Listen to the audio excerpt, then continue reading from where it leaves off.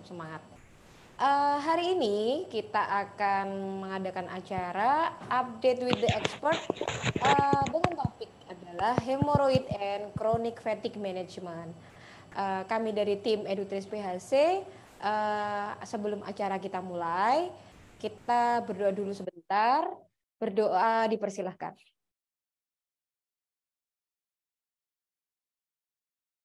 Berdoa selesai. Izin memperkenalkan diri, saya selaku moderator, saya Dr. Rini Murtisari. Insya Allah saya akan memandu Bapak Ibu dokter sekalian untuk mengikuti acara Update with Expert hari ini. Sebelum memulai acara, sangat berbahagia sekali siang ini akan dibuka dengan opening speech terlebih dahulu oleh Bapak Direktur Operasional PT PHC kepada Dr. Puji Januartono. Kita persilakan. Selamat pagi, Dokter. Selamat pagi, semangat. Semangat pagi, walaupun sudah jam 1 siang. Dokter sehat, Dokter? Oke, alhamdulillah. Siap. Monggo, Dokter, sebagai pembuka acara, mohon berkenan untuk memberikan opening speech untuk acara kita siang hari ini. Oke, silakan, terima kasih Dokter ini. Bismillahirrahmanirrahim. Assalamualaikum warahmatullahi wabarakatuh.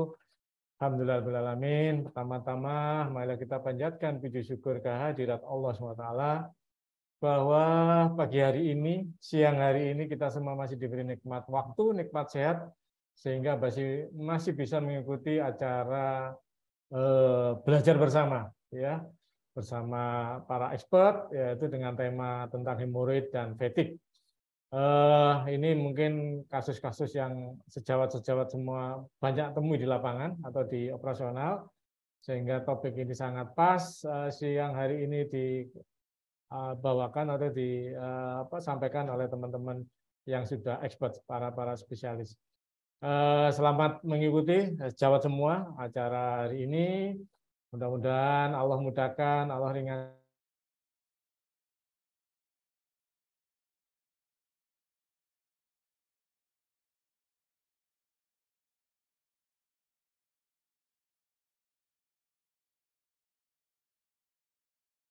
Sudah mensponsor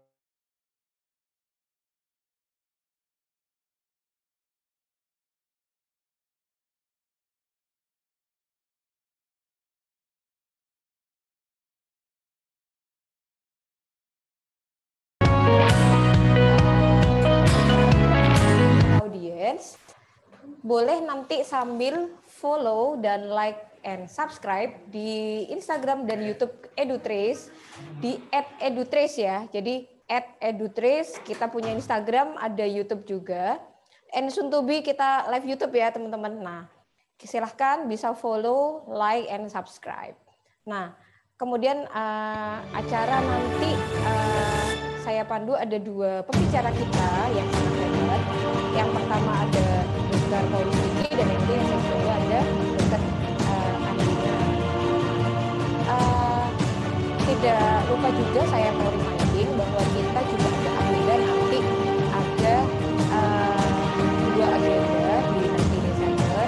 Yang pertama ada agenda pelatihan hiperkes, bisa dibantu tanggal ini. Oke, jadi nanti ada pelatihan hiperkes kepada dokter pada tanggal 5 sampai 10 Desember. Itu nanti biaya kurang lebih 2, sekian. Nanti bisa daftar ya. Nah, acara yang kedua kita ada MCU NV2 Work 6 sampai 7 Desember. Itu nanti bisa juga daftar di Edutrace. Jangan lupa ini ada QR code-nya, nanti bisa daftar di nomor handphone yang sudah tertera juga. Kemudian kita mulai acara Meet the Expert kita yang pertama, yaitu dengan Dr. Paulus Diki Dwi Nugroho, spesialis bedah. Izin saya bacakan ya, Dr. Diki, kebetulan beliau juga sudah online. Dr. Paulus Diki Dwi Nugroho, spesialis bedah. Beliau ini lulusan dari Fakultas Kedokteran Universitas Airlangga Surabaya, lulus pada tahun 1998. Beliau juga mengikuti pendidikan spesialis bedah umum FK UNER, lulus pada tahun 2010. Nah, beliau juga telah mengikuti laparoskopi tahun 2013 di University of Medicine and Pharmacy dari Ho Chi Minh, Vietnam. Nah, beliau juga sudah mengikuti endoskopi tahun 2015, pelatihan endoskopi di FK Undip Semarang, Indonesia, di Jawa Tengah ya. Nah, sekarang ini ini kita biasanya manggilnya Dokter Diki ya, Dok. Dokter Paulus Diki ini sekarang menjadi dokter organiknya, dokter spesialis bedah di PHC mulai tahun 2017 sampai dengan sekarang. Baik, untuk menyingkat waktu kepada Dokter Paulus Diki, kami persilahkan ya, Dokter. Silakan, Dokter.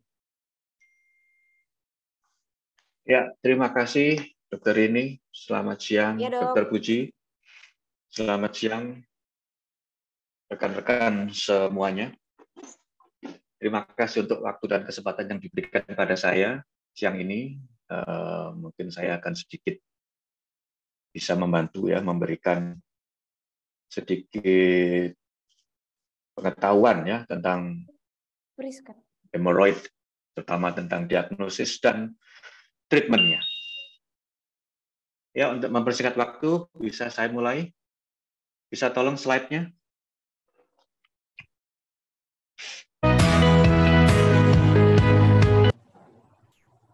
Oke. Ya, jadi hemoroid ini kasus yang banyak kita jumpai ya di dalam praktek sehari-hari, baik dalam kasus baru maupun kasus lama yang tidak sembuh. Ya, jadi hari ini saya akan memberikan sedikit gambaran ya tentang apa itu hemoroid, terus bagaimana cara mendeteksi hemoroid dan treatmentnya. Slide.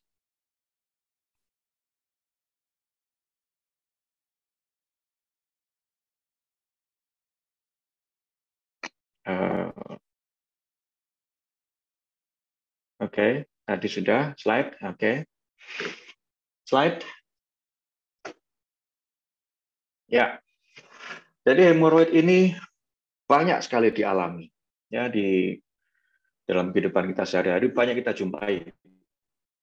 Apakah itu pasien, apakah itu keluarga dekat kita, apakah itu teman kita, ya banyak sekali kita jumpai. Ya, laki-laki dan wanita sama jumlahnya dengan usia kebanyakan di atas 40 tahun. Di bawah 40 tahun juga ada, tapi tidak banyak ya. Biasanya di atas rata-rata yang paling banyak sudah 40 tahun. Oke, slide. Ya, yang paling banyak kita temukan itu sebetulnya karena saking banyaknya kasus itu, kebanyakan orang itu takut dan malu, ya takut dan malu dengan penyakit ini. Dipikir, aduh, kok nggak enak ya sakit seperti ini ya. Jadi dia tidak datang, dia tidak berobat, sama dia didiamkan atau dia self medication yang kebanyakan tidak sembuh. Nah, jadi ini merupakan sebuah iceberg phenomenon ya. Kelihatannya banyak, tapi sebetulnya masih lebih banyak lagi. Ya, nah ini ada rule over 50, itu 50% dari populasi, beda dari 50 tahun mengalami hemoroid. Ya.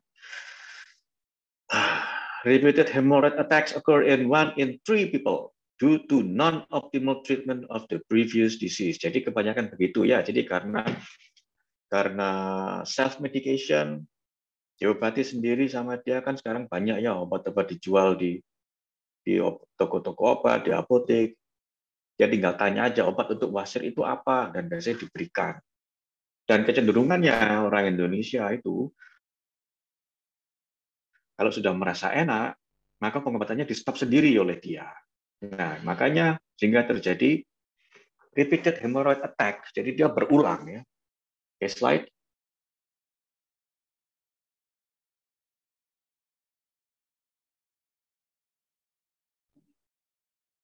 Semua sudah bisa lihat slide-nya ya.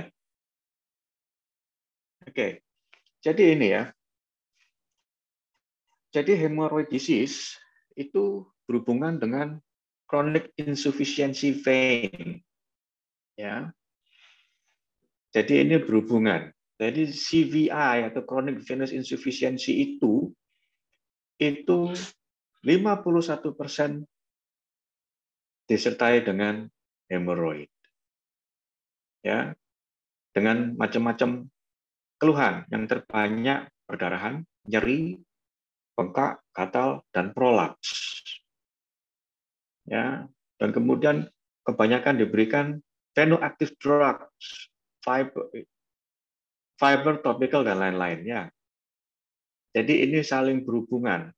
Jadi memang hemoroid itu disebabkan karena chronic venous insufficiency. Jadi gangguannya itu pada plexus hemorrhoidalisnya. Ya, jadi karena insufisiensi di situ persis seperti kalau kejadiannya di kaki, yaitu disebut dengan varises. Hanya lokasinya di rektum. Ya. Slide.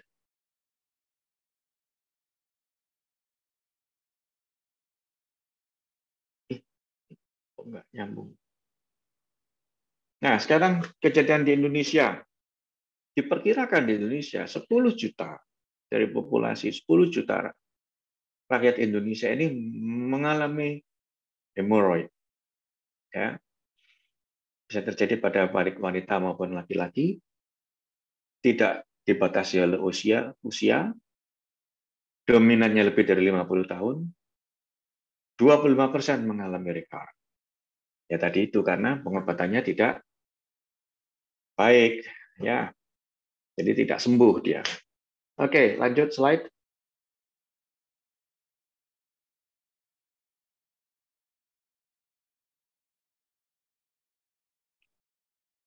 Ya, sekarang kita bicara tentang patofisiologi ya.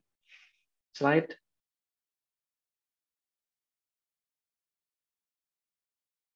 Oke ya. Jadi ini secara anatomis kita bisa melihat, nah itu ya. Jadi nanti ini bisa dibaca sendiri, dilihat sendiri ya. Slide. Ya, kejadian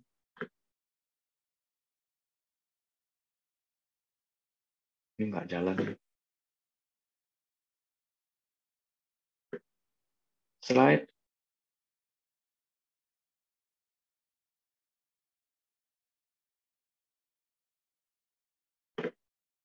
Oke, slide. Nah, ya sekarang kita bicara tentang risk factor. Risk factor yang paling banyak. Kembali dulu.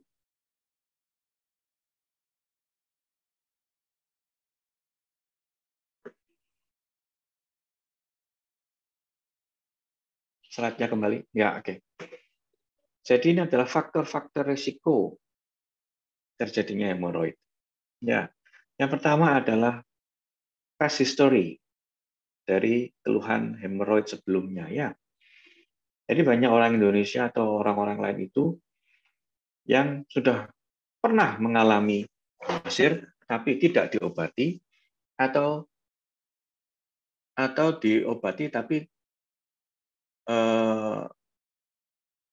pengobatannya tidak benar atau kurang tepat. Ya, yang kemudian yang kedua karena peningkatan dari intra-abdominal pressure. Kemudian yang ketiga, irregular bowel habits. Nah, ini banyak ya. Kadang-kadang kita itu tidak BAB lancar, tidak BAB setiap hari rutin. Kadang ada 2 hari sekali, ada 3 hari sekali. Ya, nah karena 2 hari 3 hari, maka kotorannya itu menjadi keras. Kalau menjadi keras, maka terjadilah yang keempat, prolonged strain, dia mengejan lama, BAB-nya sulit, dia mengejan lagi, nah sehingga terjadilah hemoroid. Ya, yang kemudian yang kelima ada genetics. Nah ini ada constipation yang tadi itu ya, exercise biasanya pada orang-orang yang kurang exercise, jadi dia juga karena kurang gerak ya, jadi dia bowel habitnya terganggu. Kemudian ada dietnya yang salah ya, low fiber diet. Kemudian pada pregnancy ini sering terjadi ya, pada pregnancy, terutama yang pregnancy yang pertama, itu sering timbul hemoroid. Disebabkan karena apa? Seiring dengan bertambahnya usia kehamilan, janinnya turun, dia akan menekan. Sehingga timbullah hemoroid. Biasanya setelah melahirkan, kembali normal. Karena hambatannya hilang. Ya, dan terakhir adalah age. Tadi itu ya. Slide. Tolong slide.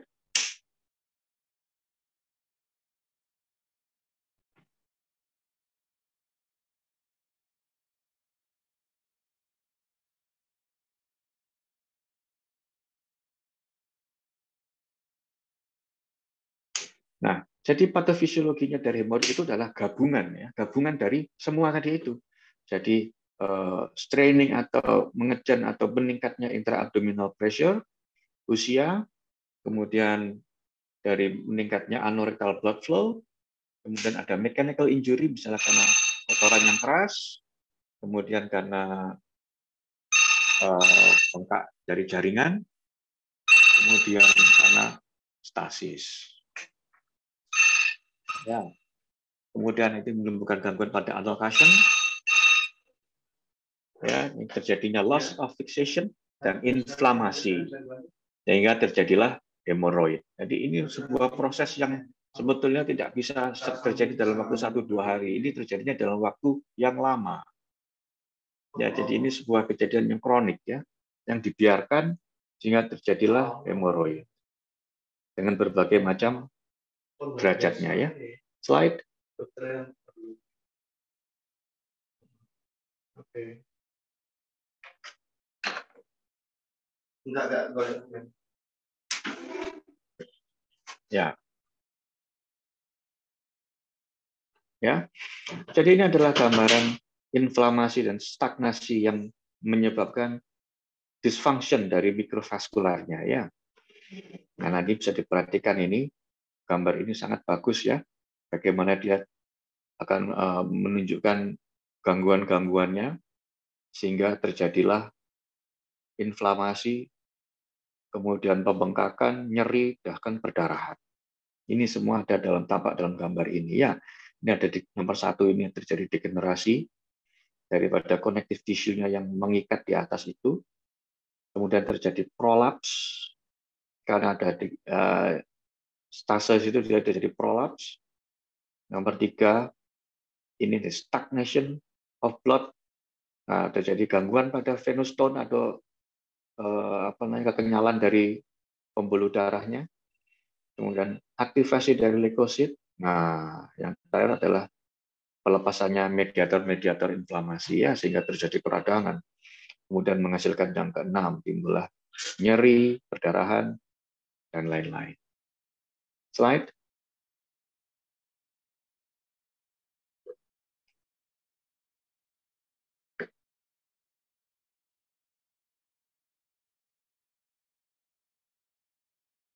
Oh, hilang slide-nya.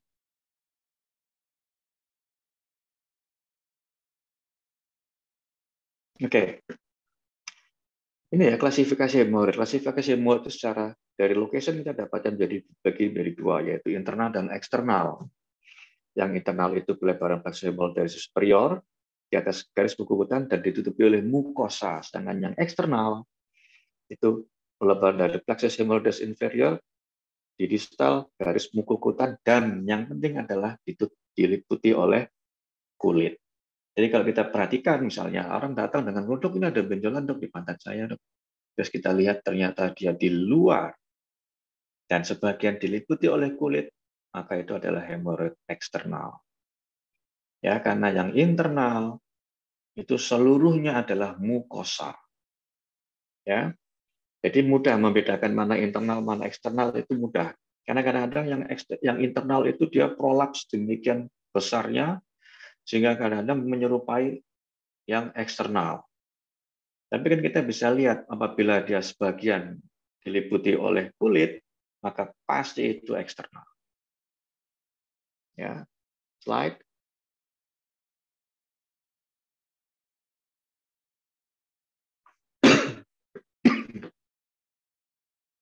Sekarang symptoms. Slide.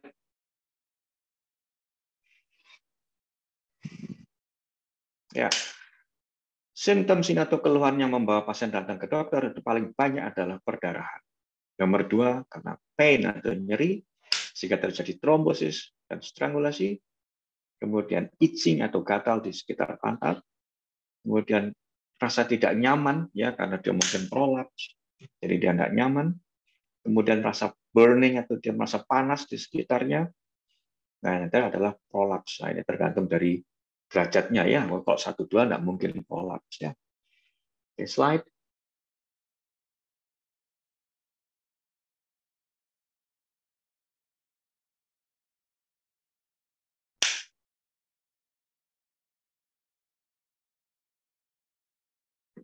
Lama ini.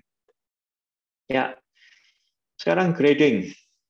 Ya, grading itu dibagi menjadi 4. Dia membaginya menjadi 4. Yang pertama, yang paling ringan ya, non-prolapsing internal. Ya. Yang kedua, jadi yang pertama itu wasirnya di dalam, dia di keluar. Derajat kedua, wasirnya di dalam, keluar pada saat BAB, dan kembali sendiri masuk ke dalam setelah BAB.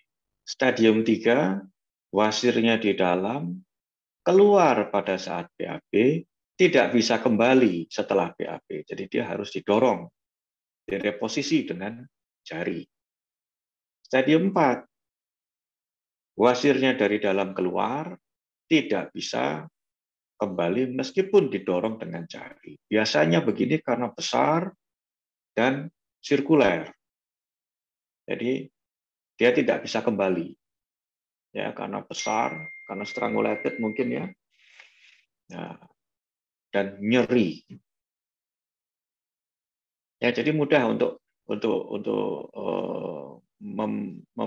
menghafalkan klasifikasi hemoroid ini ya. 1, 2, 3, 4 dengan kita bisa dengan bertanya saja kita tahu ini termasuk klasifikasi golongan yang mana. Stadium 1, 2, 3, atau 4 kita tahu. Ya. Kalau kita punya proktoskopi, nah, mungkin bisa dilihat ya. Tapi tidak semua punya proktoskopi. Kadang-kadang kita hanya bertanya kita tahu ini wasir stadium 3, stadium 2 gitu ya. Oke, slide.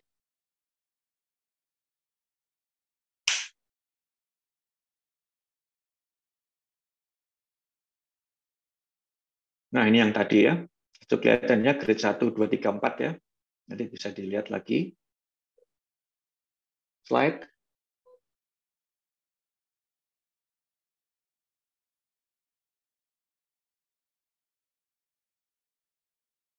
Oke, sekarang pada saat pemeriksaan. Jadi pada saat pemeriksaan, sebaiknya pasien itu kita posisikan. Posisinya kadang ada 2. Mana yang enak menurut Anda? Nah, terserah. Posisi yang pertama bisa dengan posisi tidur terlentang, kemudian kakinya ditekuk gitu ya, atau posisinya knee chest. Kalau saya lebih suka knee chest. Knee chest itu sujud, posisi sujud. Dari situ kita bisa lebih enak untuk memeriksa hemoroid ya. Jadi dari eksternal saja sudah kelihatan kok bahwa ini ada benjolan dari luar ke dalam, dari luar, atau benjolannya dari dalam keluar, atau benjolan itu di luar anus. Kadang-kadang orang itu kan tidak bisa ngomong, dia hanya menunjuk pantatnya, dok sakit dok, pantat saya sakit. Pantat yang sebelah mana? Dari dalam keluar atau di sekitar itu kita harus tanyakan dulu. Karena kadang-kadang dia tidak bisa menjelaskan, tapi saya ditanya dia baru ngomong, benjolannya itu di luar lubang dubur dok, berarti di sekitarnya. Nah, berarti kemungkinan bukan wasir tapi yang lain. Misalnya apa? Bisa abses perianal, bisa fistel perianal. Ya, jadi pemeriksaan ini penting untuk menentukan. Jadi kan pasien datang dengan keluhan nyeri. Apakah dia betul hemoroid dengan trombosis atau abses perianal atau fistula perianal? Ya. Kemudian digital examination atau rectal touche. Ini untuk membedakan apa? Apakah ada massa. Pasien-pasien di atas 50 tahun kadang datang dengan keluhan perdarahan pada saat buang air besar. Ini hati-hati. Perdarahan pada saat buang air besar itu banyak. Salah satunya memang betul hemoroid. Tapi jangan terpaku pada hemoroid saja. Kadang-kadang seperti tumor rektum. Ya, tumor rektum itu juga dia menimbulkan perdarahan.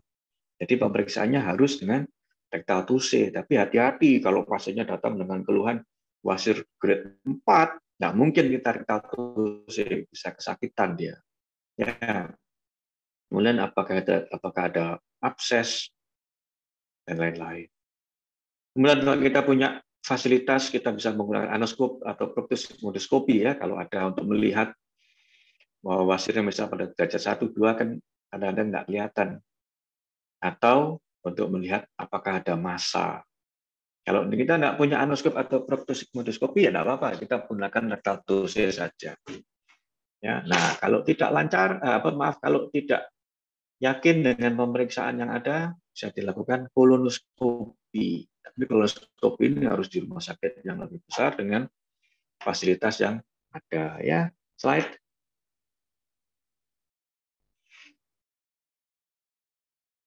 Oke, sekarang treatment option ya. Nah, kita lihat di sini ya, ini ada algoritma.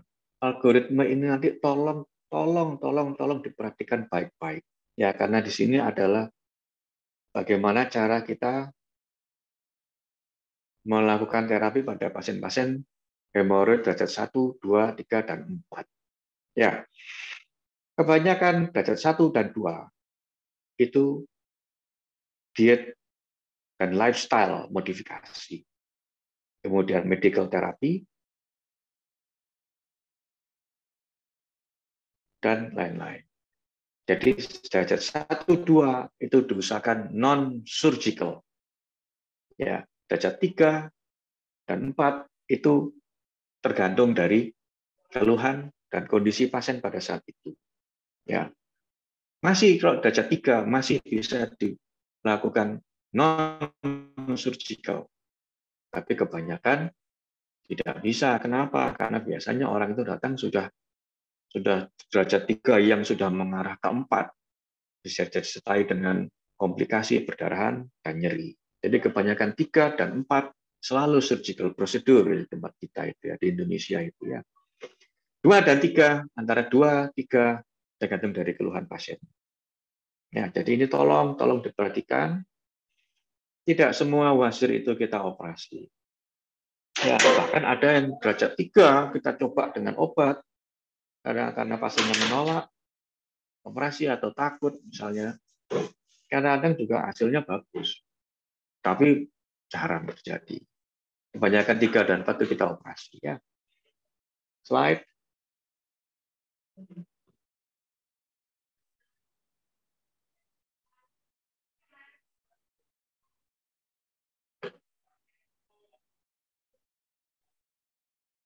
Slide.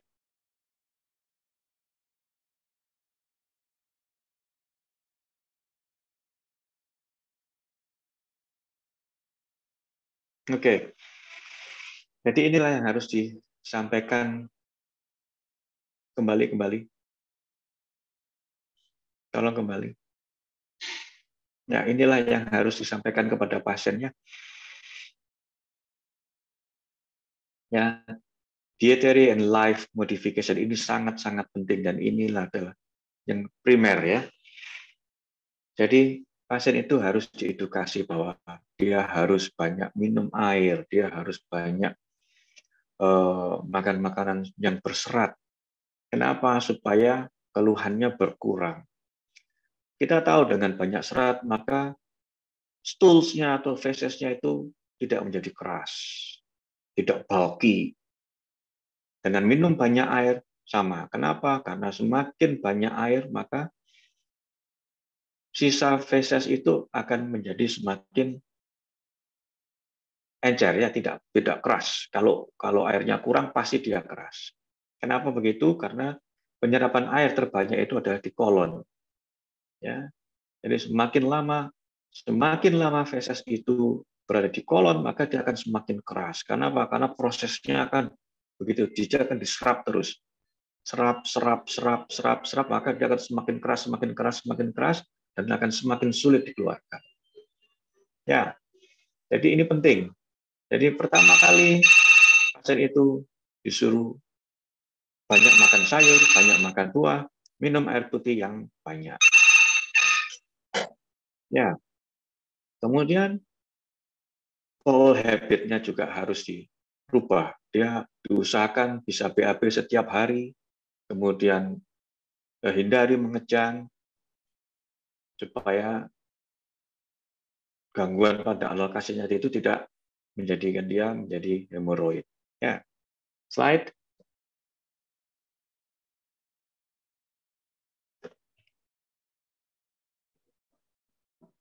Nah, sekarang tentang obat-obatan. Obat-obatan ini biasanya banyak diberikan tadi pada grade 1-2 ya. Kemudian juga jarang terjadi prolaps. Itu banyak kita berikan obat.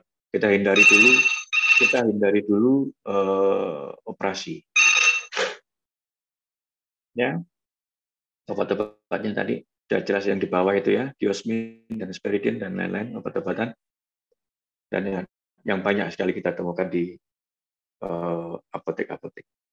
Slide.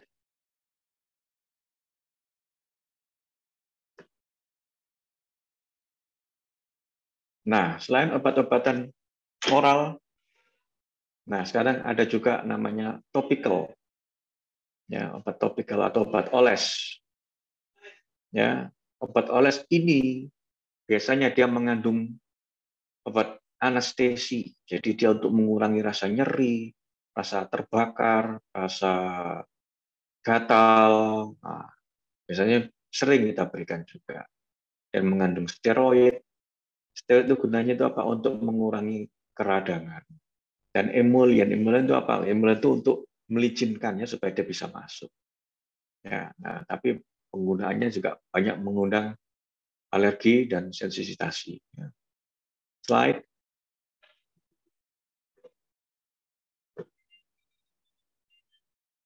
Nah, ini adalah jenis tindakan yang paling sederhana. Ya, yang paling sederhana yang bisa dilakukan, yaitu rubber band ligation. Rubber band ligation ini sekarang sudah mulai banyak kita gunakan lagi ya, terutama untuk pasien-pasien poliklinis untuk derajat 1-2 ya. Ini tidak perlu masuk kamar operasi, jadi kita bisa lakukan aja di poli bedah. Ya, tekniknya tidak sulit, mudah dan cepat dan murah ini. Ya, jadi ini kita jerat ya, wasirnya ini kita jerat, jadi itu ada cup dengan suction, kekuatan suction itu disedot, kemudian ditembakkan rubber bandnya itu, dia akan menjerat. Nah nanti setelah jeratan ini dibiarkan sekian hari, maka wasir itu dia akan mengalami nekrosis dan lepas sendiri. Tapi biasanya gini tidak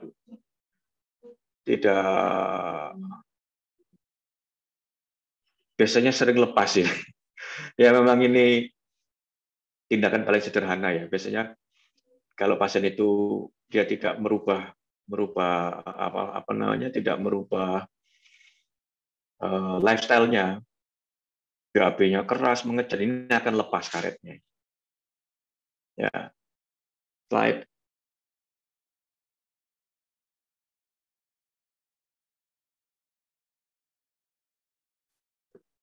Ya, kemudian ini skleroterapi. Skleroterapi itu dulu pada saat saya masih sekolah, itu banyak dilakukan skleroterapi. Sekarang sudah jarang. Kenapa? Karena obatnya juga sudah mulai susah dicari ya. Ya, skleroterapi itu disuntikan pada derajat 1 dan 2. Kadang 3, tapi jarang. Biasanya 1 dan 2. Nah, sclerotic agent itu kita suntikkan, nanti dia akan membuat scar di situ. Membuat scar sehingga wasirnya itu akan mengecil, shrinkage dia. Tapi ini penggunanya sangat terbatas ini. Jadi biasanya harus diulang sekian minggu, diulang sampai dia hilang. Ya, terjadi fibrosis, scar itu, dan sembuh sendiri. Tapi ini sudah mulai jarang. Kenapa? Kayak tadi itu obatnya sudah mulai susah dicari ya. Oke, slide.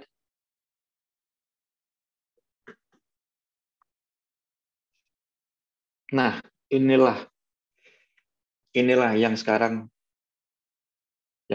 menjadi first line treatment untuk semua grade, ya, untuk semua stadium wasir 1 sampai dengan 4. Kita berikan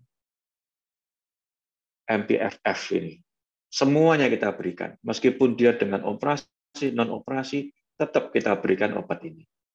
Ya, sebagai vasoactive drugs. Kalau di sini yang paling banyak kita pakai adalah Ardium. Ya, slide.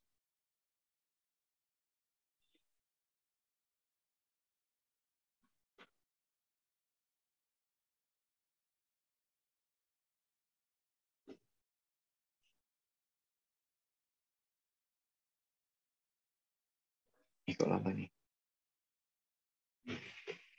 Ya.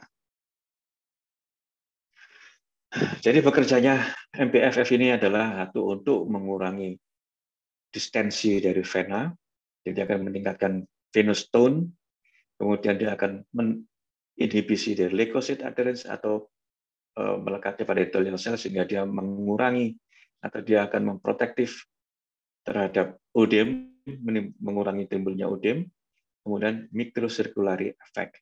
Dia akan menormalkan sintesis dari prostaglandin dan free radical dan akan mengurangi nyeri. Ya. Jadi ada 3 di sini bekerjanya. Slide. Moga-moga apa yang saya sampaikan ini bisa dipahami dan bisa membantu teman-teman sekalian dalam prakteknya sehari-hari. Monggo, Dokter ini saya kembalikan. Ya, Dokter. Terima kasih. Terima kasih, Dokter Diki. Nah, tadi sejawat-sejawat dokter sudah mendengarkan dari Dokter Diki. Ini kalau nggak siang kayak gini, saya kasih pantun ya, biar agak semangat dikit. Biasanya yang pinter bikin pantun ini Dokter Roni loh ya, Pak Wadir kita. Nggak apa-apa deh. Nanti bantu mencakep-cakepkan ya. Ke Jakarta beli oleh-oleh kalau sempat. Ini mana ini supporter saya? Cakep.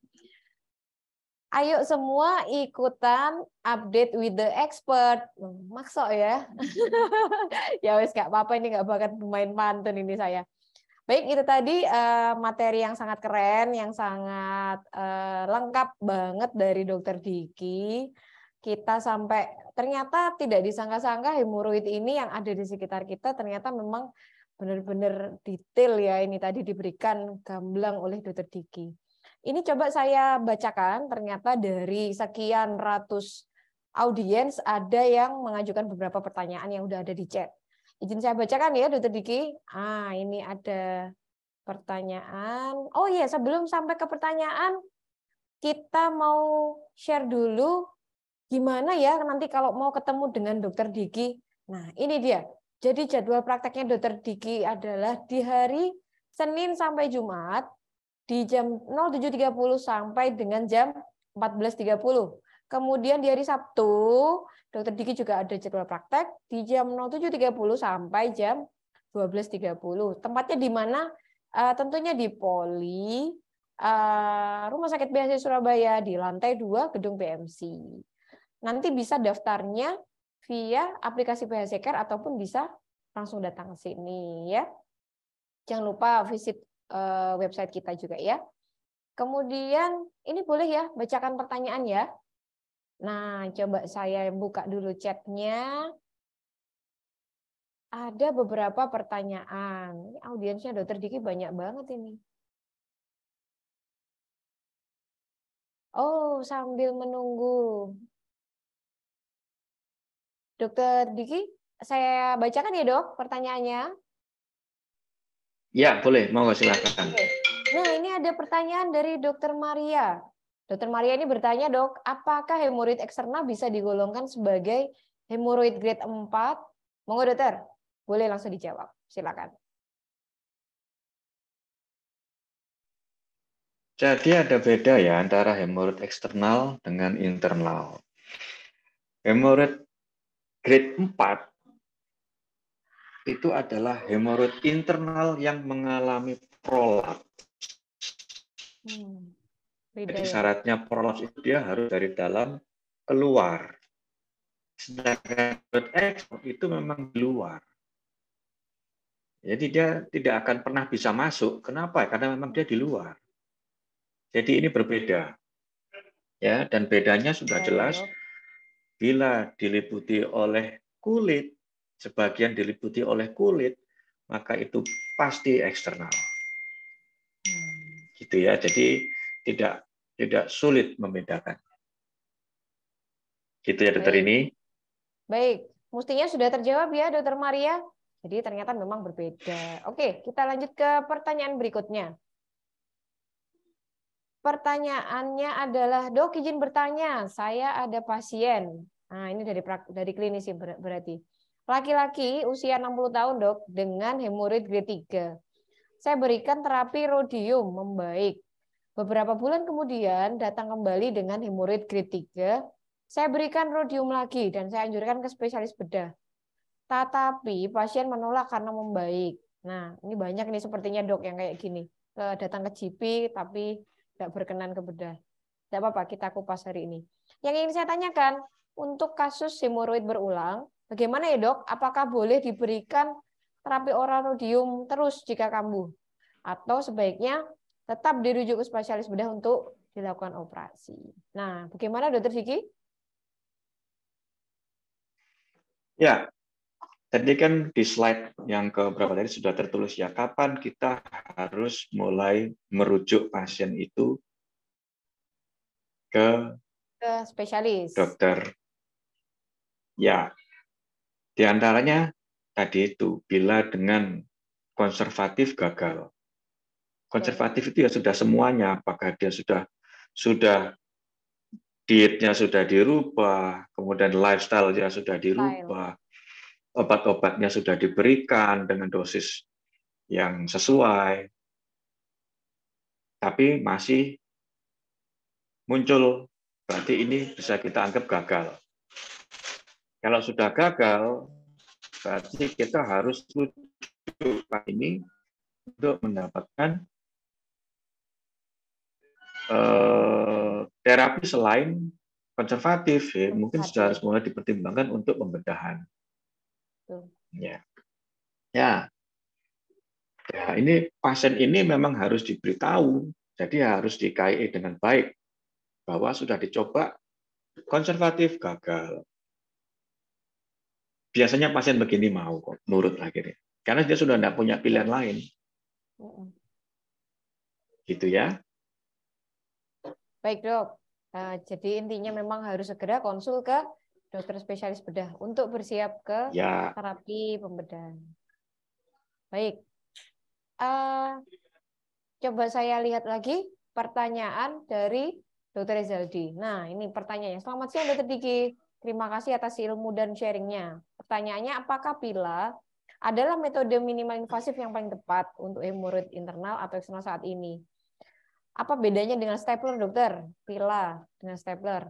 Setelah dilakukan surgical treatment dengan metode apapun, apakah hemoroid baik internal maupun eksternal dapat recurrent atau residif?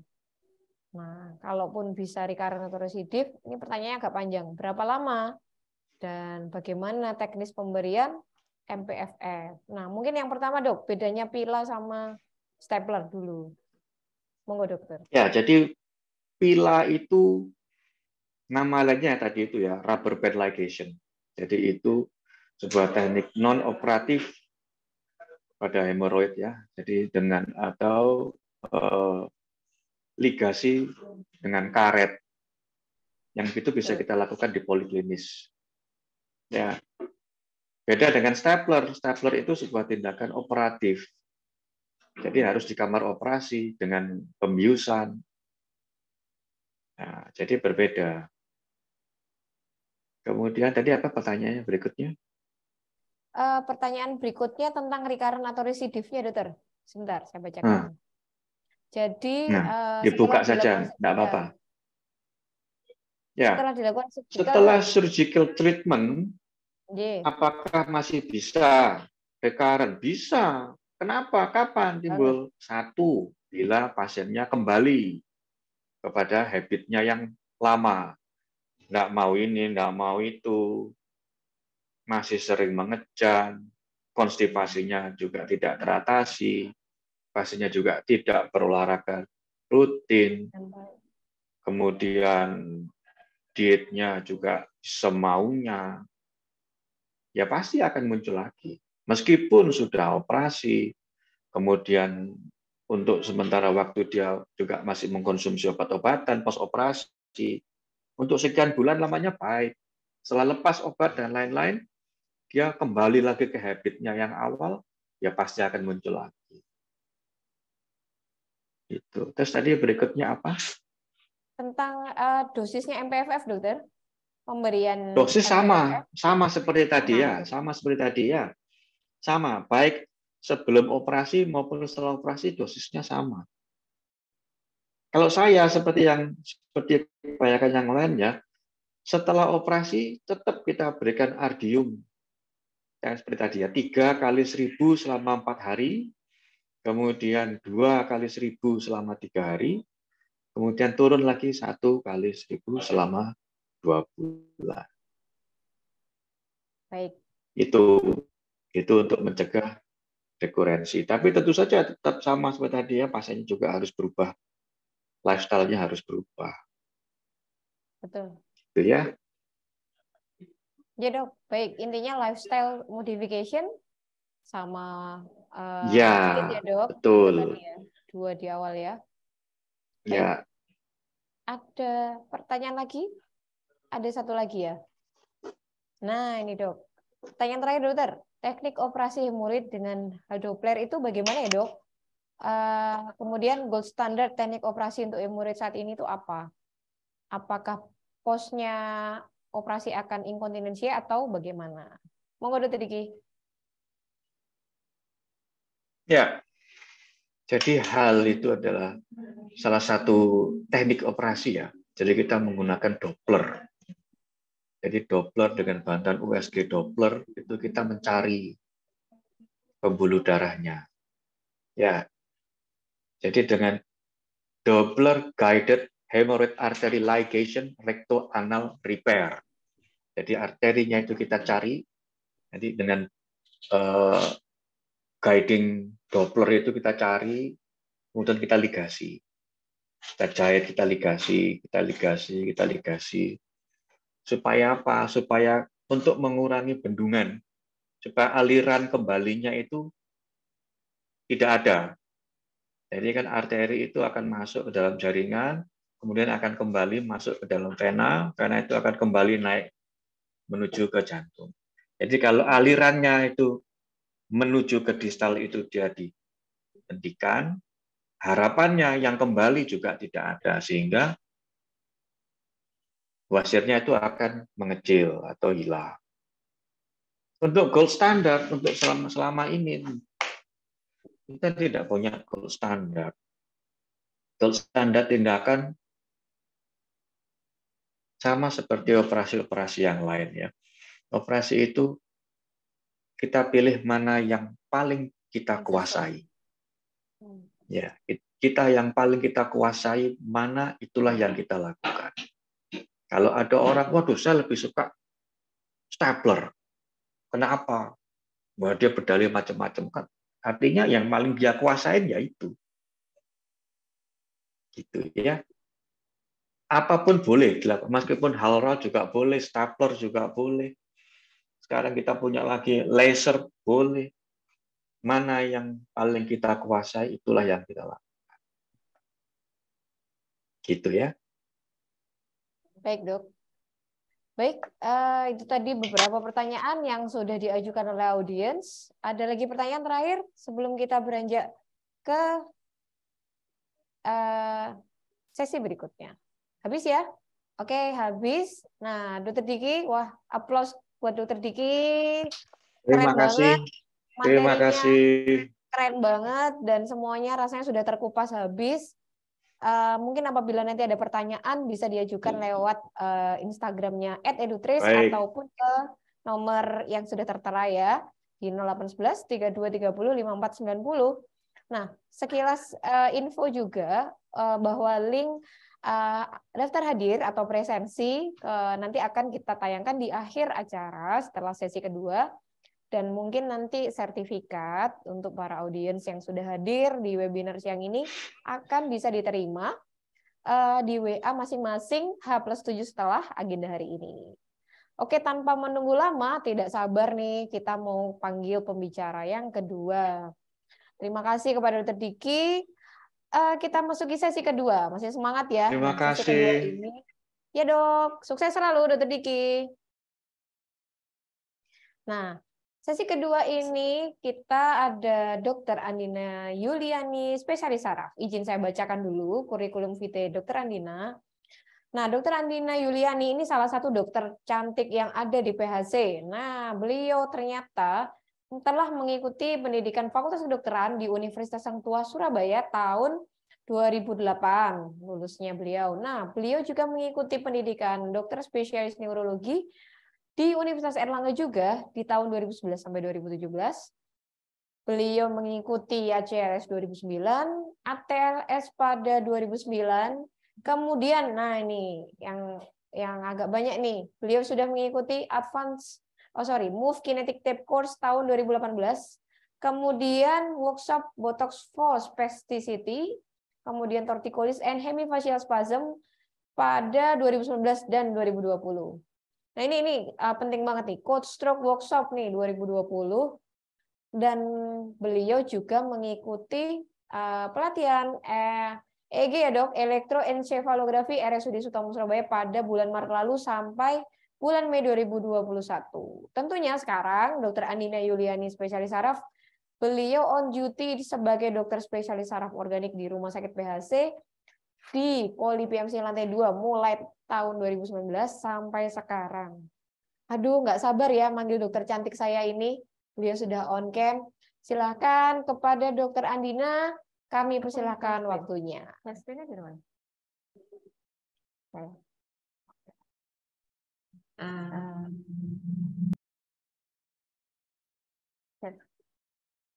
Baik, terima kasih dokter ini.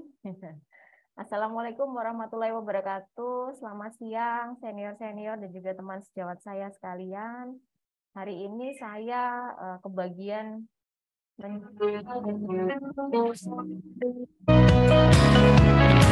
sedikit berbeda temanya dari dokter Diki tadi. Jadi dokter Diki tadi membahas hemoroid. Nah, saya diberi tugas untuk membahas tentang fatigue, terutama fatigue pada pasien-pasien post-stroke. Baik, mungkin bisa di share screen ya.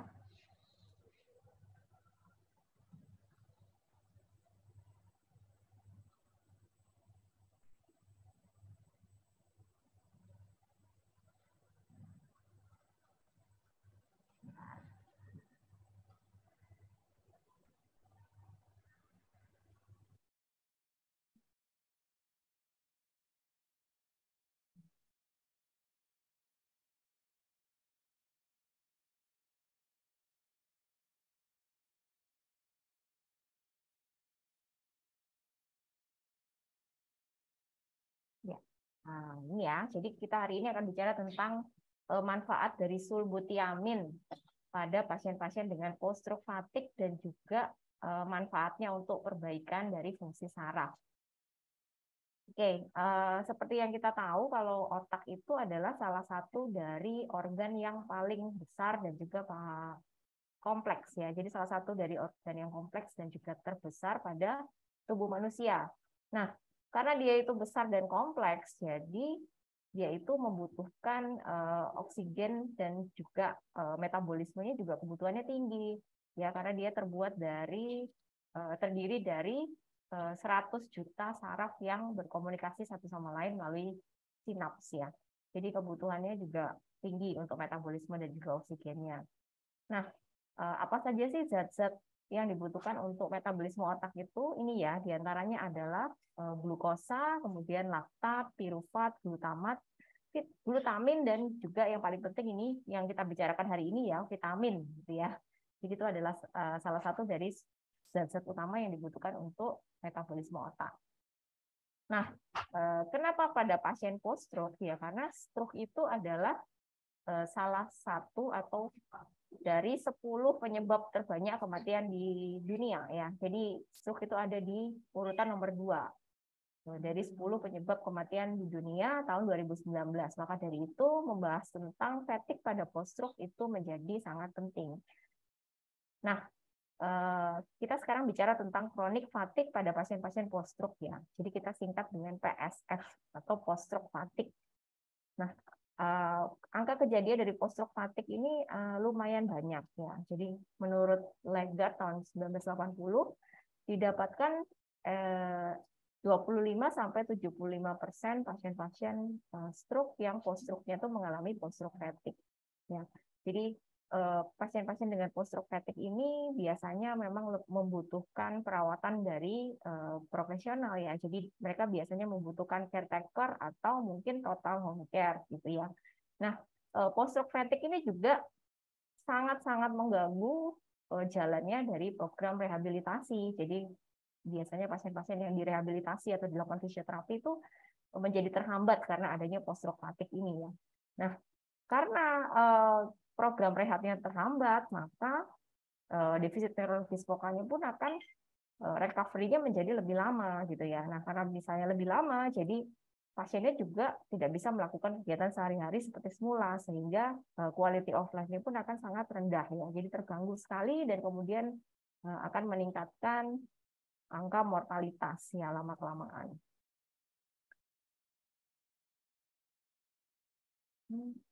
Oke. Ya, sudah banyak jurnal-jurnal yang membahas tentang post-stroke fatigue. Ini diantaranya yang utama ya. Jadi dari Journal of Stroke, keluaran dari World Stroke Organization dalam suatu systematic review dan juga meta-analisis di sini menyebutkan bahwa prevalensi dari pasien-pasien post-stroke fatigue ini berkisar antara 25-85%. Ya, jadi lumayan banyak ya. Nah, ini juga ada beberapa jurnal yang membahas tentang post-stroke fatigue, jadi ternyata sudah banyak dibicarakan ya. Ini ada fatigue post-stroke dari Victoria Louise Barbour, kemudian dari European Neurology juga membahas tentang post-stroke fatigue ya, clinical karakteristik dan juga treatmentnya seperti apa. Lalu jurnal di Korea juga banyak yang membahas tentang post-stroke fatigue. Ya, mari kita lihat satu persatu. Nah, ini ya, jadi ternyata post-stroke fatigue ini memang sudah biasa ya, jadi banyak terjadi, dan ini suatu kondisi yang dia itu persisten atau menetap, yang menyebabkan disabilitas pada pasien-pasien yang pasca stroke. Ya. Apa sih pengertian dari post-stroke fatigue? Pengertian dari post-stroke fatigue itu adalah perasaan kelelahan yang luar biasa. Jadi seperti kehilangan energi ya, dan dia tuh enggan untuk melakukan aktivitas mental atau fisik yang tidak membaik dengan istirahat. Jadi pasien itu merasa sangat lelah dan tidak mau atau enggan untuk melakukan aktivitas yang kalau dipakai untuk istirahat tuh dia tidak membaik. Kalau misalnya capek biasa kan kalau dipakai istirahat tuh membaik ya. Nah, ini tidak.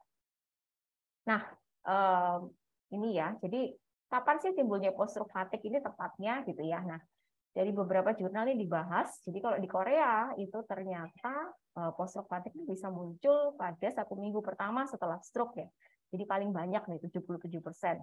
Sementara yang lain bisa sampai setelah 6 bulan. Jadi 6 bulan pasca stroke itu baru muncul. Jadi 10%-nya ya. Nah, severitasnya bagaimana? Nah, dari mulai yang ringan, moderate sampai severe. Yang terbanyak mungkin yang ringan ya di Korea. Nah, apakah dirasakan setiap hari? Ya, jadi ada 27% pasien itu merasa fatigue hampir setiap hari ya.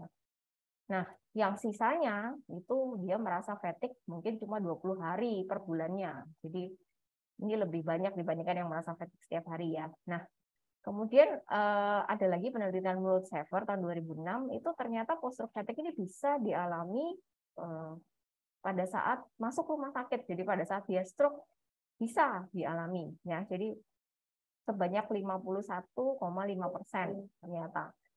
Kemudian yang mengalaminya 6 bulan itu 64%, dan yang mengalami sampai 1 tahun itu adalah 69,5%.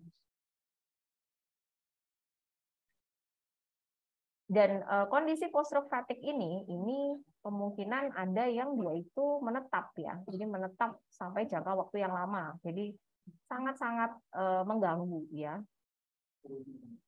Nah, apa saja sih aspek-aspek multidimensional pada pasien-pasien post-stroke fatigue?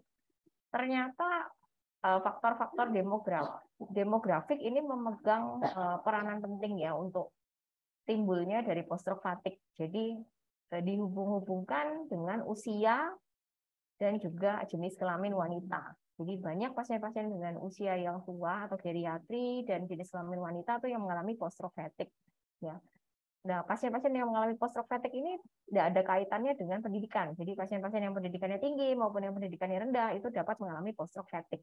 Nah, kemudian kejadian ini jarang terjadi pada pasien-pasien yang menikah atau keadaan rumah tangganya baik-baik saja dan juga hidup di rumahnya sendiri ya. Mungkin karena jauh dari stres dan lain sebagainya ya. Jadi jarang gitu.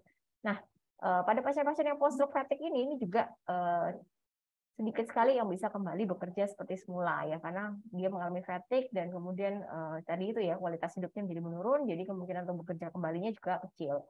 Ya. Nah, defisit neurologis yang dialami oleh pasien-pasien pasca stroke itu juga memegang peranan penting ya. Jadi semakin berat atau semakin lama defisit neurologis vokal ini dialami oleh pasien itu akan memperberat kondisi fatigue-nya ya. Jadi misalnya pasien-pasien ini stroke ya, lebih besar mengalami post-stroke fatigue dibandingkan dengan yang TIA, karena TIA kan kondisi disabilitasnya sebentar ya, jadi dia cepat kembali seperti semula.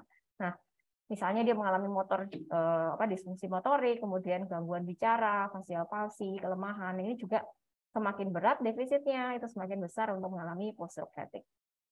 Nah, ternyata gangguan tidur juga begitu, jadi merupakan salah satu aspek yang dapat menimbulkan post-stroke fatigue ya. Jadi di sini disebutkan bahwa pasien-pasien yang mengalami gangguan tidur itu 50-70%-nya mengalami post-stroke fatigue. Jadi apa saja sih gangguan tidur yang dialami? Bisa insomnia, bisa nokturia, bisa sleep disorder breathing, kemudian hipersomnia nih ya, atau ngantuk sepanjang hari ini juga bisa.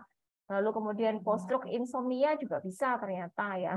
Post-stroke insomnia ini biasanya related dengan adanya ansietas, depresi, nyeri, dan mungkin ada bagian otak yang rusak yang di situ pusatnya tidur gitu ya misalnya. Nah, kemudian akan menimbulkan fatigue sepanjang hari. Nah, ternyata pasien-pasien yang sebelum stroke itu sudah mengalami fatigue atau pre-stroke fatigue itu juga kemungkinan besar akan mengalami post-stroke fatigue setelah stroke-nya. Contohnya apa sih? Ya, misalnya pasien-pasien yang berkomorbid. Jadi pasien-pasien dengan diabetes, dengan gagal jantung, dengan cerebrovascular disease gitu ya, yang memang mengalami kekurangan oksigen pada otaknya yang kronik gitu ya. Nah, ini ketika dia stroke, ini akan meningkatkan severitas dari post-stroke fatigue setelahnya gitu ya. Nah, ini tadi ya seperti yang saya bilang tadi bahwa defisit neurologis ini juga semakin berat ya. Jadi kemudian misalnya dia mengalami disfagi, terus kemudian mengalami facial palsy, mengalami penurunan nafsu makan dan juga gangguan konsentrasi, ini akan menyebabkan penurunan berat badan sebesar 25% per 1 tahun pertama. Ya. Nah, keadaan inilah yang menyebabkan dia itu menjadi besar kemungkinan resiko terjadinya post-stroke fatigue karena status nutrisinya jelek ya. Jadi karena ketidakmampuan untuk makan, karena penurunan nafsu makan, kemudian terjadi penurunan berat badan, ini berarti kan status nutrisinya jelek. Nah, ini kemungkinan besar akan beresiko untuk terjadinya post-stroke fatigue. Pain ini juga salah satu dari resiko ya. Jadi faktor resiko untuk terjadinya post-stroke fatigue karena pain ini juga dapat menurunkan quality of life ya. Jadi ya ini bisa disebabkan oleh karena adanya central pain, jadi mungkin stroke-nya ini berlokasi pada pusat nyeri atau pada talamus gitu yang akan menimbulkan central post-stroke pain. Nah, ini kan mengganggu sekali ya. Nah, kalau dia ini berat dan juga menetap, ini juga bisa menyebabkan kelelahan dan juga fatigue.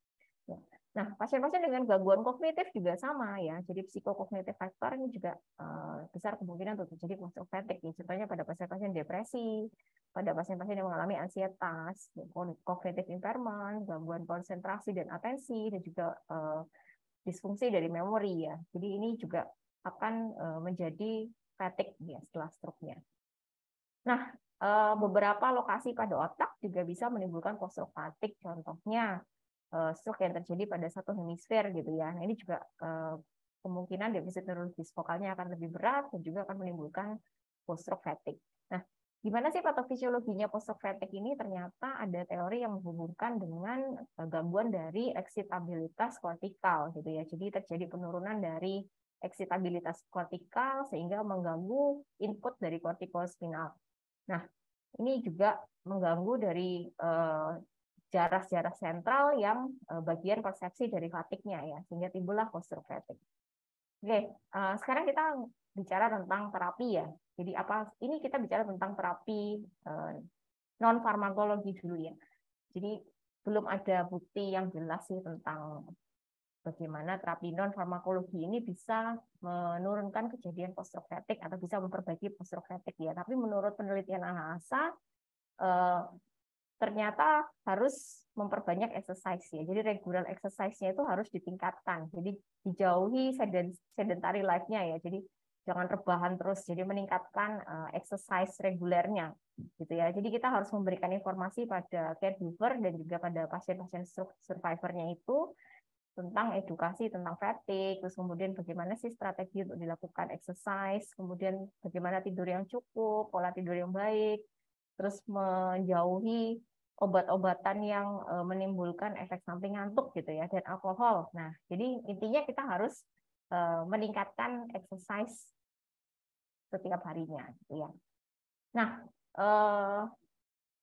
ini ya, jadi untuk terapi farmakologis ini pada satu jurnal di sini disebutkan bahwa ternyata suplemen vitamin ini bisa untuk memperbaiki post-stroke fatigue ya. Di sini disebutkan bahwa ada vitamin B12, vitamin B1, idebenon, sintetik coenzim Q10 analog dan lain sebagainya gitu ya. Nah, ini khususnya kita hari ini membahas tentang vitamin B1-nya ya. Jadi lebih tepatnya sulbutiamin. Jadi sulbutiamin ini adalah sintetik derivat dari vitamin B1. Dia ternyata bisa mengurangi kejadian dari post-stroke fatigue. Nah, ini kita bicara tentang tiamin dan sulbutiamin. Mungkin rada bingung ya, bedanya apa sih tiamin dan sulbutiamin? Kan sama-sama vitamin B1. Nah, ini ya, vitamin B1 nih, secara keseluruhan disebut sebagai tiamin. Tiamin ini adalah salah satu dari nutrisi esensial yang dibutuhkan tubuh untuk berfungsi secara normal. Jadi sistem-sistem organ itu membutuhkan vitamin B1 untuk dia berfungsi secara normal ya. Termasuk diantaranya adalah otak. Nah, tubuh kita ini tidak bisa memproduksi tiamin sendiri. Maka dari itu butuh suplemen dari luar. Ya, butuhnya buat apa sih? Dia ini esensial untuk produksi energi ya. Jadi melalui sel viabilitas nih ya, proses glikogenesis, kemudian produksi pirufat dan perbaikan dari mielin serta saraf dan juga koneksi dari astrosit itu semua membutuhkan vitamin B1. Nah, apa bedanya dengan sulbutiamin? Nah, sulfritiamin atau tiamin tok itu tidak bersifat lipofilik dan juga tidak bisa menembus blood-brain barrier ya. Jadi ini bedanya. Sedangkan yang sulbutiamin itu nanti kita akan bicarakan itu dia bisa. Nah, apa sih gejala dari kita biasanya menyebutnya sebagai long COVID? Nah, ini apakah dia termasuk fatigue? Ya, kalau misalnya sudah diperiksakan penyebab-penyebab fatigue yang lain atau malaise yang lainnya normal ya ternyata kita bisa golongkan dia sebagai fatigue post infeksi ya. Nah, ini juga ternyata ada satu penelitian yang bisa ya. Jadi vitamin B ini ternyata bisa berpotensi untuk mengurangi gejala fatigue pada COVID-19 karena dia memperbaiki fungsi sel, kemudian berperan pada metabolisme energi dan juga memperbaiki fungsi imun ya. Jadi pemberian high dose dari tiamin pada pasien-pasien dengan COVID-19 khususnya mungkin pada derajat yang awal ya. Jadi pada fase-fase awal itu bisa berpotensi untuk mengurangi hipoksia dan juga menurunkan angka kejadian masuk rumah sakit. Nah, ini ya. Jadi post infeksi juga ada penelitiannya nih ya. Jadi bisa diberikan pada pasien-pasien post infeksi yang associated asthenia. Ya. Nah, ini di sini menunjukkan penelitiannya bahwa ternyata berkurang ya. Jadi general weakness-nya berkurang, kemudian aktivitasnya juga meningkat dan juga memori dan konsentrasinya pun juga meningkat pada 2 bulan setelah diberikan sulbutiamin ya. Jadi pasien-pasiennya yang mengalami astenia tuh berkurang 52%, gitu ya. Jadi ini benar-benar signifikan boost in mood and energy. Nah, ini adalah penelitian tentang bagaimana sih sintetik vitamin B1 ini pada kesehatan ya. Jadi intinya dia itu bisa menjadi antifatik ya. Antifatik, kemudian meningkatkan fungsi kognitif ya dengan peran neurotropiknya, dan juga mempunyai efek antioksidan gitu ya. Dan juga dia ini memperbaiki fungsi saraf tepi pada pasien-pasien dengan diabetik polineuropati ya. Jadi benar-benar bisa untuk membantu memperbaiki fungsi mielin, kerusakan fungsi mielin pada pasien-pasien dengan diabetik polineuropati gitu ya. Oke, nah ini adalah kesimpulannya. Jadi pasien-pasien post-traumatik ini dia kejadiannya banyak ya. Jadi banyak merupakan komplikasi yang sering kali terjadi dan mempunyai efek negatif pada quality of life. Jadi bisa menimbulkan penurunan dari quality of life dan terjadinya itu persisten dan menetap biasanya ya. Nah, vitamin B1 atau sulbutiamin ini adalah derivat vitamin B1 yang dia bisa menembus blood-brain barrier dan juga bersifat lipofilik sehingga bisa meningkatkan energi dan juga meningkatkan fungsi saraf. Nah, sulbutiamin ini efisien dan bisa mengobati fatigue pada pasien-pasien yang tua ya, jadi dengan gangguan memori dan juga meningkatkan fungsi sarafnya untuk memperbaiki aktivitas sehari-hari.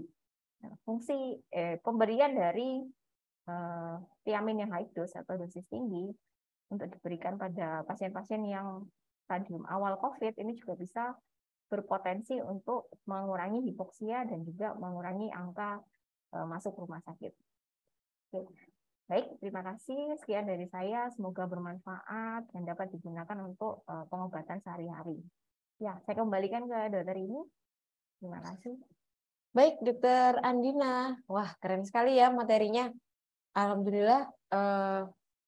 Untuk para audiens kalian, sejawat dan senior, kalau ingin bertemu dengan Dokter Andina untuk konsul, kita bisa jumpa dengan Dokter Andina ke jadwal praktek beliau. Sebentar, bisa ditayangkan? Nah, ini dia jadwal prakteknya Dokter Andina Yuliani, spesialis saraf. Senin sampai Sabtu ya dok, dari hari Senin sampai Jumat jam 8 pagi sampai jam 13 siang. Dan hari Sabtu jam 8 pagi sampai jam 12 siang. Tentunya di Poli RSPHC Surabaya di lantai 2 Gedung PMC Rumah Sakit PSC Surabaya. Nah, pendaftaran bisa melalui aplikasi PHC Care yang bisa di-download di Play Store ataupun bisa kontak call center kita. Kita ada di 14047. Nah, baik, kita coba cek di chat ya. Apakah ada pertanyaan kepada Dokter Andina? Sambil menunggu saya yang tanya deh dok, boleh ya dok? Ya boleh. Moderatornya nanya nggak apa-apa ya dok. Dok, kalau yang di poli kita dok, ataupun pasiennya dokter yang mungkin dirawat inap, kalau untuk sehari-hari pasien post-stroke yang fatigue treatment itu yang pengalaman dokter di RSPC bagaimana ya dok? Ya, freezing ya? Enggak ya? Ya, banyak sekali pasien-pasien post-stroke itu memang yang mengalami fatigue. Jadi seperti setelah padahal stroke-nya sudah berlalu ya, tapi dia masih enggan untuk berlatih gitu ya. Jadi ya, ketika kita konsultan ke rehab edik tuh biasanya pasiennya masih kayaknya nggak kuat gitu ya, atau gimana gitu ya, mengalami kondisi yang kelelahan luar biasa. Tapi tentunya setelah kita screening, jadi apakah ada kelainan mungkin di elektrolitnya atau di kondisi metaboliknya yang lain, itu sudah normal semua, tapi ternyata pasiennya masih tetap merasa lelah gitu ya. Nah, inilah yang kita sebut sebagai mungkin post-stroke fatigue ya. Nah, saya pernah mencoba untuk memberikan sulbutiamin pada beberapa pasien yang seperti ini. Saya amati 1 bulan pertama tuh memang ada perubahan ya. Jadi pasien itu merasa lebih segar gitu ya. Jadi rasa badannya lebih enak. Kemudian kalau badannya lebih enak kan moodnya lebih baik, itu dia biasanya lebih mau untuk melakukan fisioterapi gitu ya. Jadi ya pada beberapa pasien saya membuktikan sendiri memang bermanfaat sih untuk diberikan sulbutiamin ya. Jadi dengan saya memberikan dengan dosis 2x1, jadi tidak terlalu banyak juga. Asalkan mungkin pasiennya ini bisa untuk mau gitu ya minum obat. Karena biasanya obat-obat stroke ini sudah banyak ya. Jadi kadang-kadang pasiennya ini juga enggan gitu loh untuk minum obat. Nah, kalau misalnya pasiennya ini mau ya biasanya ada perubahan sih. ada perubahan pada beberapa pasien. Kemudian juga ada pasien-pasien yang selain post-stroke fatigue juga mungkin pasien-pasien dengan kelainan saraf tepi ya tadi ya, pasien-pasien dengan diabetik polineuropati, kemudian pasien-pasien dengan polineuropati karena mungkin sebab yang lain itu juga ketika saya berikan subutiamin ini juga bisa Efektif ya, Dok? Iya, bisa efektif untuk mengurangi keluhan ya. Jadi karena dia juga mempunyai fungsi untuk memperbaiki selubung mielin kan. Jadi ya secara keseluruhan fungsi saraf tepinya mungkin ya membaik seiring dengan berkurangnya gejala. Ya, gitu Dokter ini. Ternyata cukup banyak ya Dok di PHC yang benar-benar memberikan efek yang signifikan dan yang penting itu happy ending ya Dok. Jadi pasiennya membaik, dokternya kalau pasiennya membaik tentunya Dokter Dina juga happy pastinya, puas. Nah, itu kalau dia. melihat pasien post-stroke itu terus udah apalagi bisa kembali seperti semula tuh senang banget ya. Nah, itu dia harga mahalnya. Oke, ini coba saya bacakan Dok, ada satu pertanyaan nih Dok dari Dokter Mulyani Aung ya. Ini menanyakan, beliaunya dari Klinik Nirma. Efektif apa tidak ya Dok untuk pengobatan Parkinson dan untuk mencegah demensia? Kalaupun efektif atau tidak, dosisnya berapa ya Dok? Terus berapa lama nanti diberikan? Baik, terima kasih Dokter Mulyani. Ya, jadi untuk Parkinson sendiri itu kan memang patofisiologinya berbeda ya. Jadi dia memang ya tadi itu ya memang si subutiamin ini secara teori memang dia bekerja pada neurotransmitter dopamin juga ya. Jadi harapannya bisa memperbaiki pada pasien-pasien yang demensia karena Parkinson gitu ya misalnya ya, mikirnya gitu ya. Tapi saya sendiri mohon maaf belum pernah membaca memang pemberian subutiamin pada pasien-pasien Parkinson ya. Jadi saya belum punya pengalaman klinis juga. Jadi mungkin tapi bisa dicoba sih karena tadi kan tulisannya dopamin, dia juga berfungsi atau bekerja pada sistem dopamin ya. Jadi bisa dicoba dengan pemberian dosis standar, jadi 2 kali sehari, mungkin bisa dimonitor selama 1 sampai 2 bulan. Ya, jadi begitu. Iya, karena klaimnya memang subutiamin ini bisa memperbaiki fungsi memori tadi ya kan, bisa memperbaiki sistem neurotropik gitu ya, dan juga bisa bekerja pada dopamin ya. Jadi begitu. Jadi mungkin bisa dicoba, bisa dicoba. Walaupun saya sendiri belum pernah membuktikan dan belum pernah membaca juga jurnalnya tentang pemberian subutiamin pada pasien-pasien Parkinson. Gitu. Oke Dok. Baik Dok, ini ada lagi nih pertanyaannya. Bisa ditayangkan?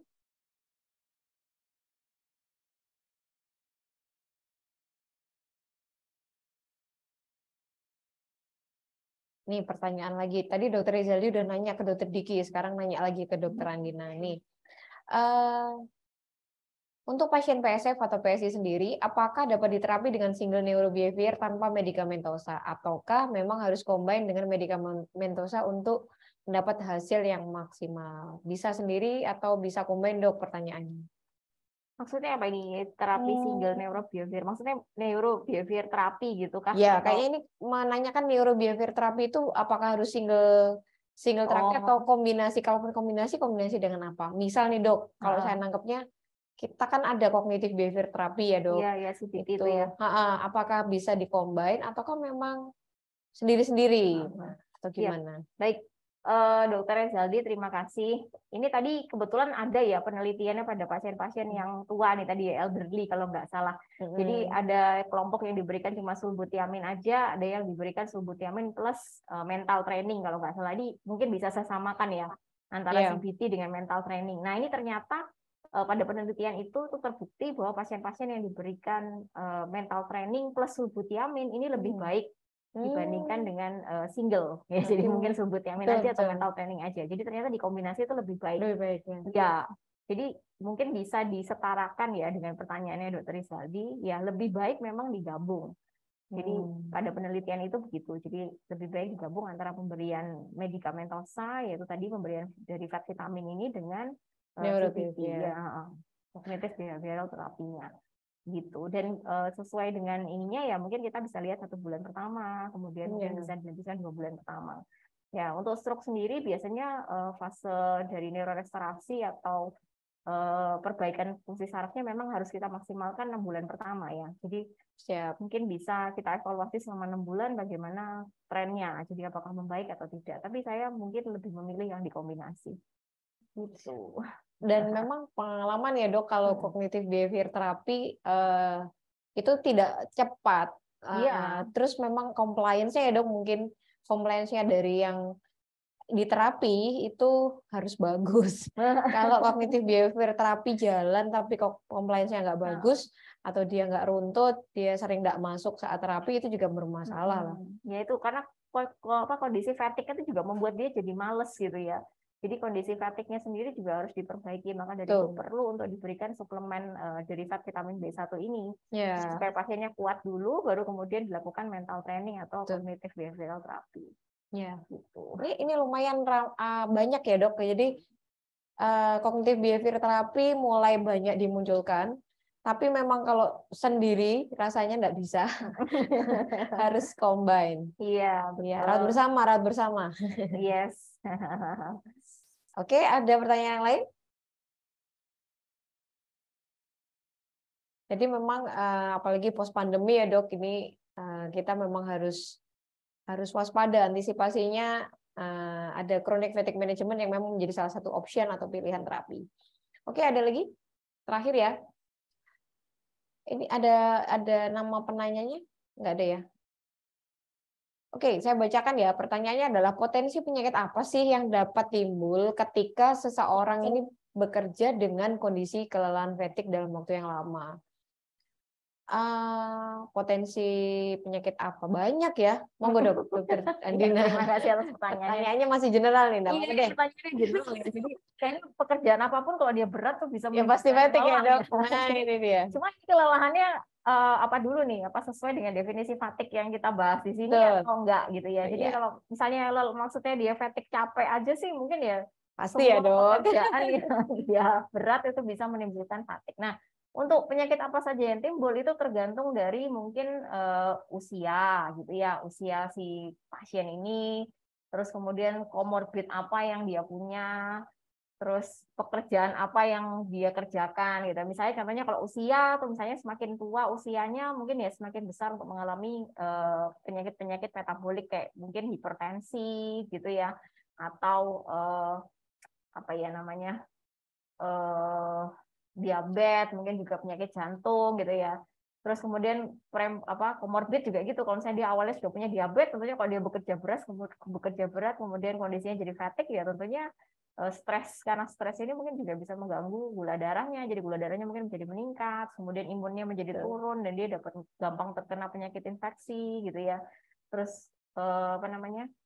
Juga misalnya mungkin gampang terjadi penyakit-penyakit autoimun, karena autoimun itu juga timbul karena stres gitu ya. Kalau dia kerjanya berat sekali kan, kondisinya fatigue, terus dia stres, juga gampang terjadi penyakit-penyakit autoimun. Nah, jangan dilupakan juga penyakit-penyakit yang bisa terjadi akibat pekerjaan mekanik ya. Jadi kalau misalnya mungkin dia pekerjaannya itu ngangkat-ngangkat berat, atau misalnya mungkin apa ya namanya cenderung bekerja yang berpotensi untuk menimbulkan gangguan di tulang belakangnya juga mungkin bisa ya. Jadi dekat sini dok, kita di area pelabuhan nih dekat TKBM dok. Jadi tenaga kerja bongkar muat dok yang paling banyak. Nah itu berpotensi itu menimbulkan gangguan tulang belakang ya. Nah banyak tuh. Jadi kalau fatigue tentunya juga awas gitu. Oh mungkin aja di HNP gitu kan. Jadi padahal belum tentu. Padahal belum tentu juga sih. Iya. Ya, jadi banyak ini pertanyaannya terlalu general. General ya. Iya. Ya oke. Oke, ada lagi? One more question. Aduh, saya sudah disemprit sama panitia nih. Baiklah, dari Dr. Jimmy. Assalamualaikum Dr. Andina. Waalaikumsalam. Apakah ada alat ukur untuk kuesioner dalam diagnosis PSF? Kalau ada, bagaimanakah pemberian sulbutiamin pada pasien stroke akut? Apakah aman diberikan? Kalau diberikan, berapa lama pemberiannya untuk memperbaiki gejala fatigue pada stroke? Mungkin tentang ini dok. Kuesionernya PSF dok. Jadi saya belum pernah membaca sih ada alat ukurannya yang pasti untuk mendiagnosis post-stroke fatigue ya. Jadi di definisinya cuma kelelahan yang luar biasa gitu aja yang dia tuh scoring ya ada ya dok ya. Belum pernah baca sih saya. Mungkin nanti bakal saya cari mungkin next-nya gitu. Cuma memang mungkin harus dibedakan dengan kondisi malais ya. Jadi malais itu kan kondisi yang dia memang timbul karena dia sakit gitu ya. Jadi karena mungkin ada penyakit tertentu atau karena ada kekurangan dari mungkin elektrolit atau dia gulanya mungkin meningkat atau tensinya meningkat, itu harus dibedakan dengan fatigue. Jadi fatigue ini murni terjadi karena sehabis sakit ya, jadi bukan karena dia pas sakitnya Pas itu, sakit ya. gitu ya. Setelah sakit. Jadi kalau karena malais itu kita bisa perbaiki dengan memperbaiki penyakit yang terjadi Mendasarinya. ya. Jadi, penyakit yang mendasarinya gitu ya. Jadi kondisi fatigue ini cuma dia itu terjadi setelah itu gitu ya, karena itu tadi gangguan di, kalau pada posok ya gangguan di input dari corticospinal tract-nya tadi itu ya. Nah, pemberian sulbutiamin sendiri nih aman kok diberikan meskipun pada fase akut. Masa stroke akut aman ya dok? Aman. Iya, ini kan dia cuma memang vitamin aja kan sebenarnya ya. Jadi nggak ada kontraindikasi kecuali pasiennya alergi mungkin ya. Iya. Jadi pada fase akut tuh aman kok diberikan. Berapa lama? Bisa kok diberikan jangka panjang ya. Jadi untuk aman ya dok? vitamin sendiri tuh ya aman diberikan untuk jangka panjang ya, karena dia pada dasarnya cuma vitamin gitu ya. Jadi selama pasiennya nggak alergi ya aman. Nah, udah terjawab ya Dokter Jimmy ya. Oke, ternyata penanyanya cukup banyak, cuman karena keterbatasan waktu kami harus batasi. Apabila nanti ada pertanyaan lebih lanjut, mungkin bisa diajukan via Instagram ya, di @edutrace atau ke nomor WA yang sudah tertera. Baik, kita boleh akhiri ya. Dokter Andina, sebagai closing dok, terima kasih atas segala waktunya, memberikan penjelasan yang cukup lengkap dan membuka mindset kita bahwa chronic fatigue management itu ternyata aman, untuk acute stroke juga aman dengan waktu yang cukup lama. Dan terima kasih atas waktunya. Kita akhiri agenda Meet the Expert yang siang ini, update with the expert ya, bukan meet the expert. Update with the expert tentang hemoroid and chronic fatigue management. Kepada pembicara yang kami banggakan, Dr. Paulus Diki yang tadi tentang hemoroid, dan kepada Dr. Andina Yuliani, kami ucapkan segala terima kasih. Sukses selalu untuk Dr. Paulus Diki, sukses selalu spesialis bedah, sukses selalu untuk Dr. Andina, spesialis saraf. Dan salam sehat untuk Bapak Ibu semua. Salam sehat dari kami, tim di EduTrace. Kami akhiri.